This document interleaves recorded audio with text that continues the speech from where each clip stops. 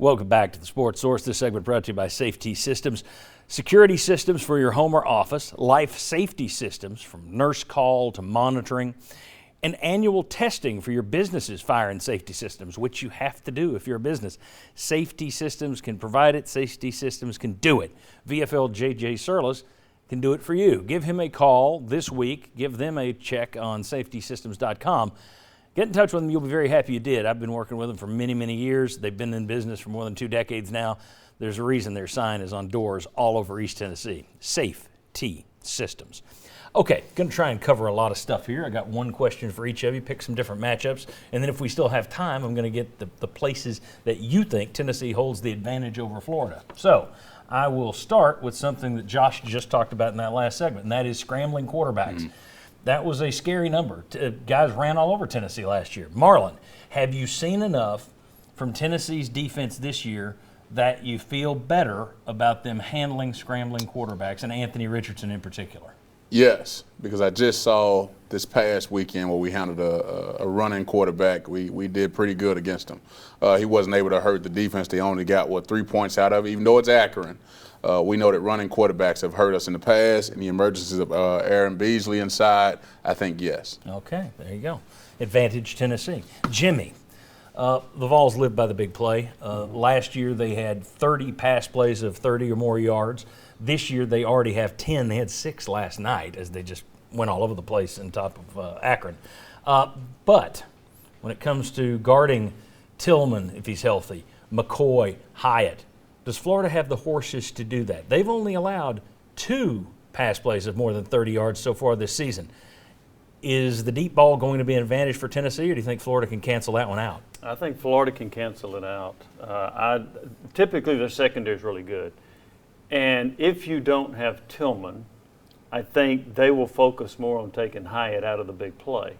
And McCoy's capable of doing that, but I think he's more of a shorter intermediate guy, more of that. Yeah. He can still get a deep ball. But I think the secondary is so good at Florida typically that if Tennessee doesn't have Tillman, that to me takes away some of that deep threat because you got to pay more attention to Tillman, and that could leave Hyatt freer. So to me, that's a concern. I think it's going to be hard to hit a lot of long balls against Florida. So I'm going to say Florida would have the advantage there. Once again, it sounded positive from the sideline reporter last night. Josh Heupel said we'll know more. We'll see what they say about Cedric Tillman. But if he is out, that really makes Jimmy Callaway's stupid bunches look even more stupid because you wouldn't necessarily have him to fall back on. Now you won't because he lost his cool. So that you got to hope Tillman is healthy for more than one reason, not just because he's a great receiver, but because you're one man down behind him now. Will, I want to put a graphic up. We talked about this before the show, if we can show folks at home. Let me tell you what you're reading here. Let's say you're the quarterback and you're looking forward. Those white numbers up there tell you across the middle of the field, teams have been attacking Tennessee really well. So let's look at the bottom there. The middle says -0. Those are passes behind the line of scrimmage, like between the hash marks. They're completing 90%. And this is, to be clear, this is Pro Football Focus. This is 14 of Tennessee's 16 games. Doesn't count the FCS game against Tennessee Tech last year. Doesn't count last night's game against Akron. But that's a 14-game sample.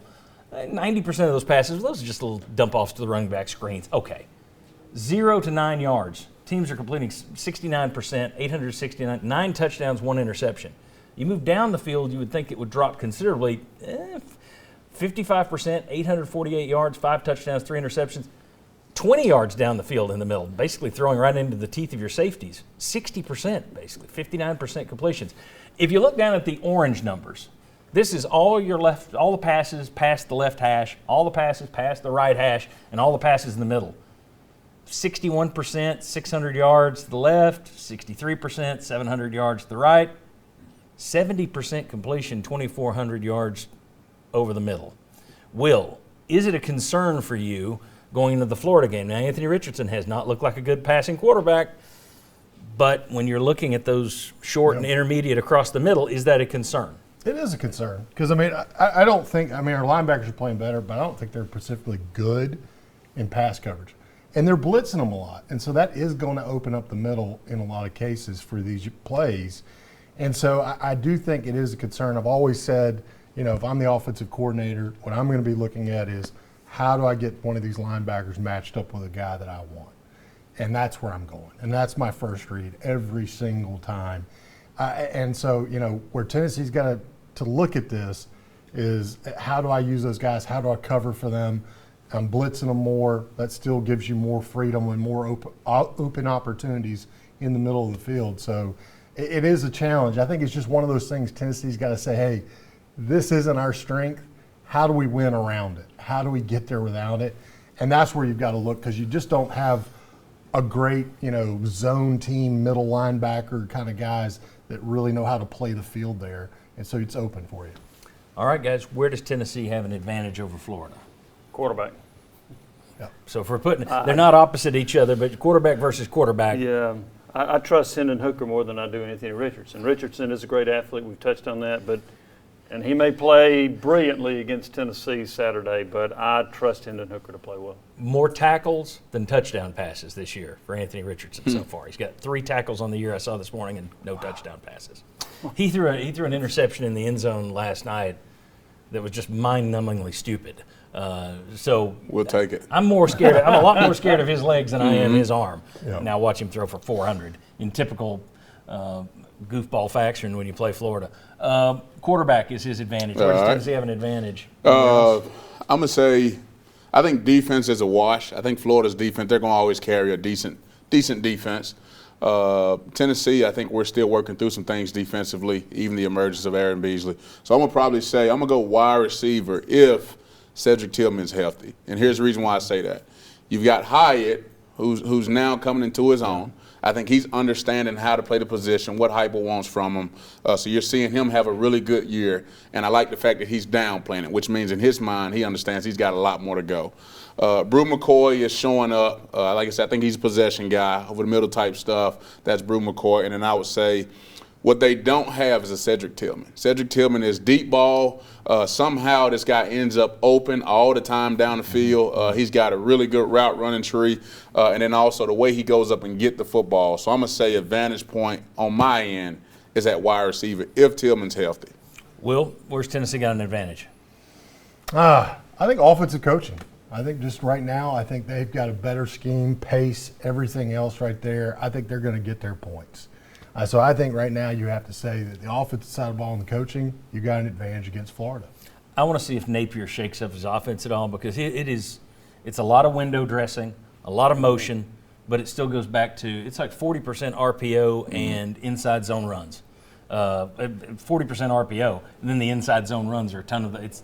He kind of does what he does. He did it at Louisiana. He's brought it to Florida. He does what he does. Is he going to shake that up against Tennessee? And also, is Tennessee's defensive line going to hold up against Florida's repeated inside zone runs? In terms of advantages, I agree with Jimmy. I think it's quarterback, because if you're asking me total talent on the team, I think Florida probably has as much many prospects as you do. Yeah. But the pro prospect at quarterback isn't playing for Florida. At least he hadn't looked like it yet. All right, very good. When we come back, just how big is Saturday's game? What all's riding on this thing? And we know it's huge, but there are a lot of different pieces at play here for a lot of different people. Let's discuss that next on the Sports Source. Come on back. Away from home? Watch the Sports Source live at WATE.com.